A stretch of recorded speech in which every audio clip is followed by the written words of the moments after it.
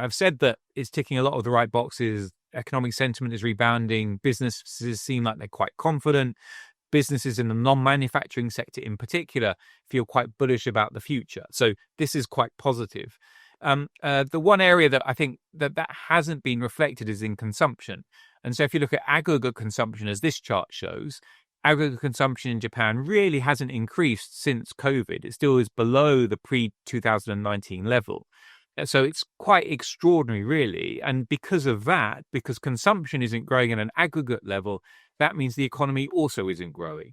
And so if you think about the reasons why the economy, you can argue that despite some of these things where I would argue that they're very much ticking the box for the BOJ to be hiking rates, you can certainly say some things where the economy remains weak, there isn't enough demand, and therefore the government the BOJ should be going slowly in how much it tightens policy from here. Now, I think this problem with consumption is something which is often misunderstood.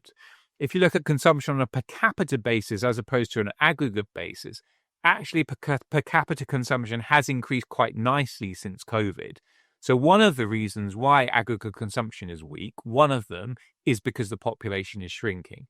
The other reason why aggregate consumption is weak is because the aggregate share of income that households earn in the economy has been falling on a multi-decade basis. Now, if you think about consumer incomes and household incomes, it basically has three components.